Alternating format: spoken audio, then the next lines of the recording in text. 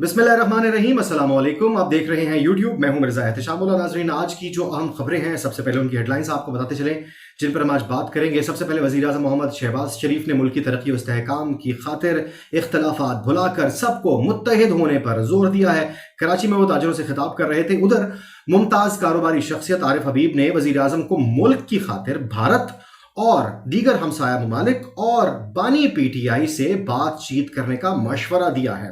आरिफ हबीब हैं बैंक अल हबीब के मालिक और एक बड़ी कारोबारी शख्सियत हैं।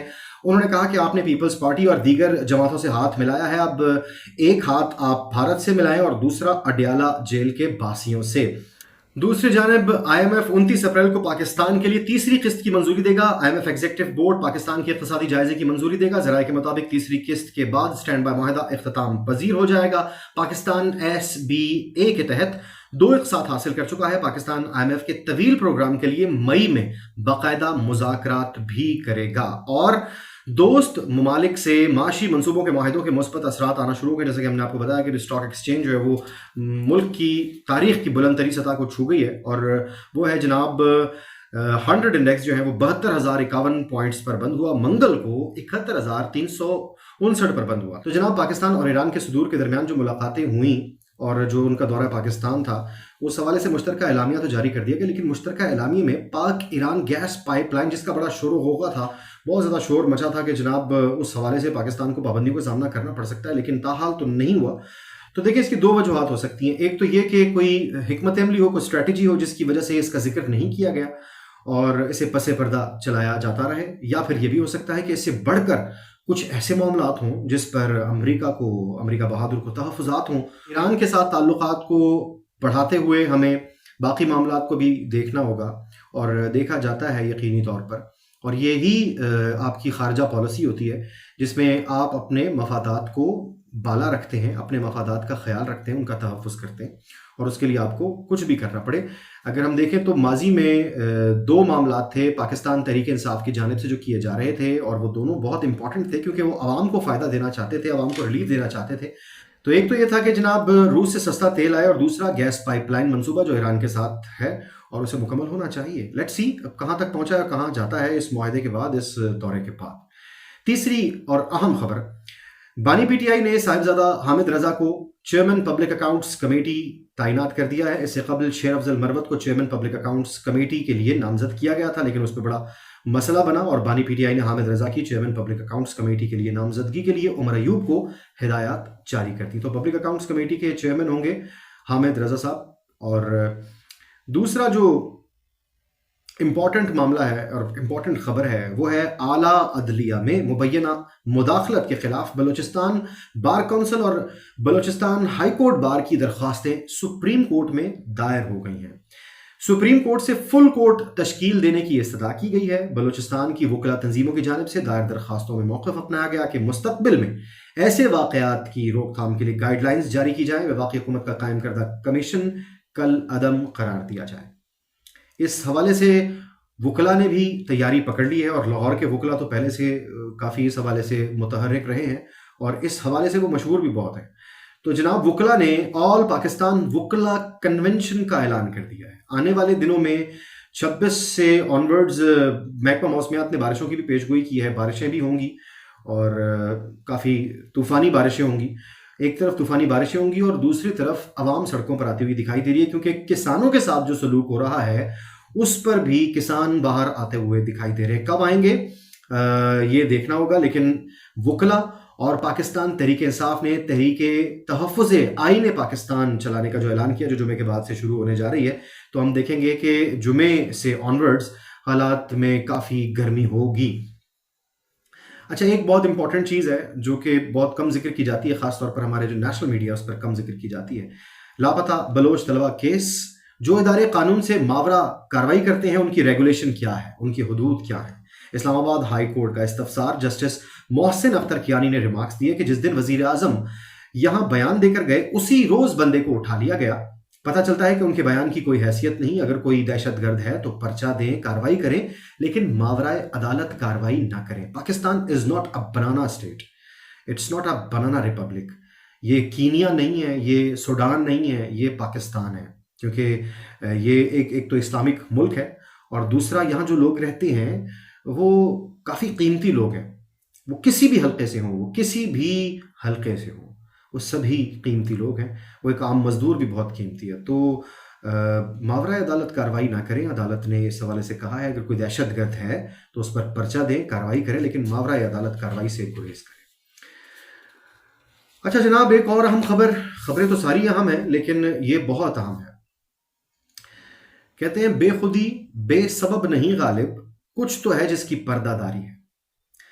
اسلام آباد ہائی کورٹ نے بشرا بی بی کو زہر دیے جانے کے خدشے کے پیش نظر پیر تک ٹیسٹ کروا کر رپورٹ پیش کرنے کا حکم دیا۔ جسٹس میاں گل حسن اورنگزیب کا اظہار برہمی، انہوں نے کہا کہ ہمارے احکامات پر عمل درآمد کیوں نہیں ہوا؟ ہم نے ایڈوکیٹ جنرل کو کہا تھا کہ ہمارے پچھلے حکم کی تعمیل کریں۔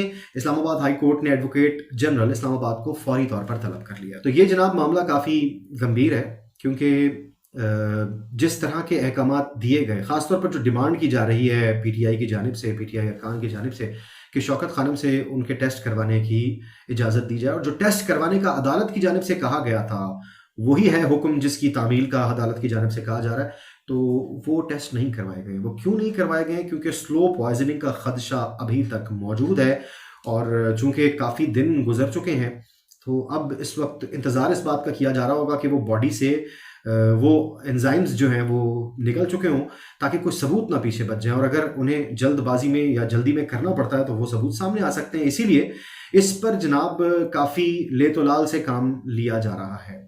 دوسرا ہے جناب، پی ٹی آئی کے حوالے سے اگر بات کریں تو عمران خان اور ان کی اہلیہ بشرا بی بی کے حوالے سے لطیف کھوسہ نے کہا تھا کہ 190 ملین پاؤنڈ یعنی القادر یونیورسٹی کیس میں 1 روپیہ بھی ان کے پرائیویٹ اکاؤنٹ میں نہیں آیا۔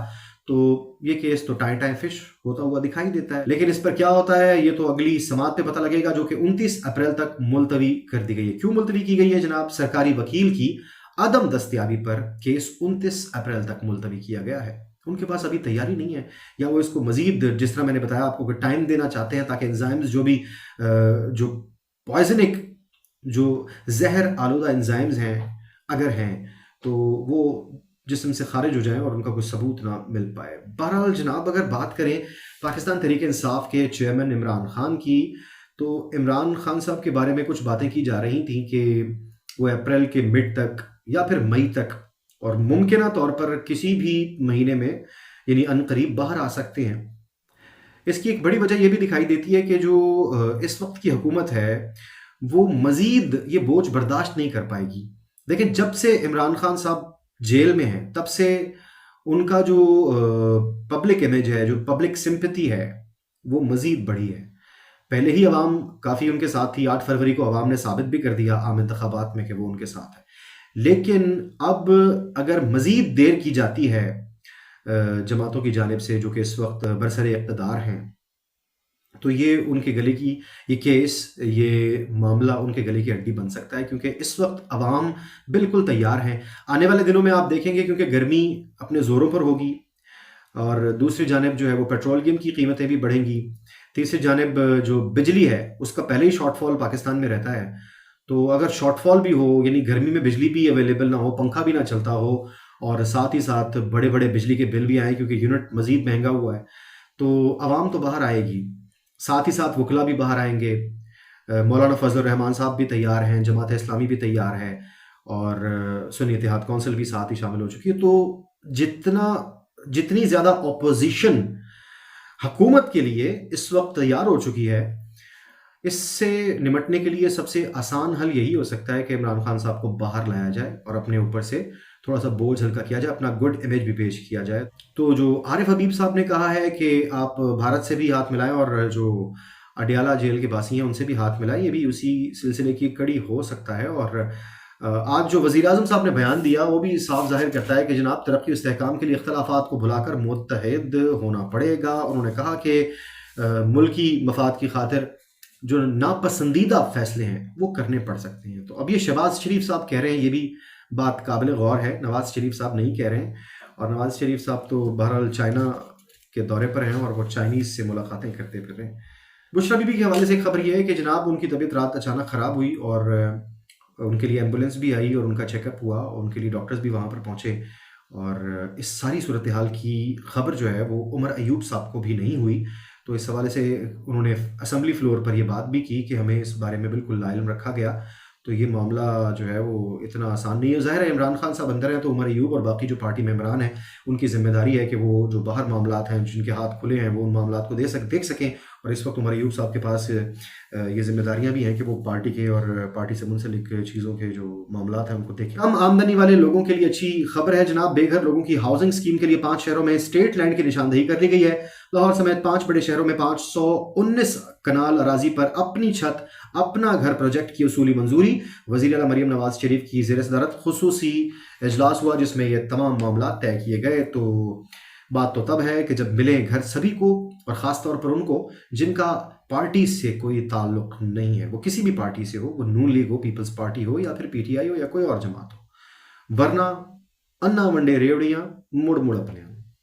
تو یہ بات ہم نے پہلے بھی ذکر کی ہے کہ اندھا باٹے ریوڑیاں اپنے اپنوں کو، ایسا نہیں ہونا چاہیے، اور ایسا ہی ہوتا رہا ہے بہرحال۔ تو جناب یہ ہے صورتحال کچھ پاکستان کی اور پاکستان کے حالات کی۔ پاکستان جس نہج پہ، جس موڑ پہ کھڑا ہے، پاکستان کو بہت سخت اور اہم فیصلے لینے پڑ رہے ہیں، اور ان کے نتیجے میں پاکستان کے ساتھ کیا ہو سکتا ہے، پاکستان کو کن مشکلات کا سامنا کرنا پڑ سکتا ہے، اس کے لیے باقاعدہ ہمارے ادارے موجود ہیں جو اس کی ساری کیلکولیشن کرتے ہیں، اور اس کیلکولیشن کے مطابق پھر باقاعدہ عمل درآمد کیا جاتا ہے۔ تو ہم امید کرتے ہیں کہ انشاءاللہ تعالی پاکستان کے مسائل جو ہیں وہ حل ہوں گے، لیکن جو پاکستان کے مسائل ہیں وہ آج وزیر اعظم شہباز شریف نے بتا دیا کہ وہ معاشی مسائل ہیں۔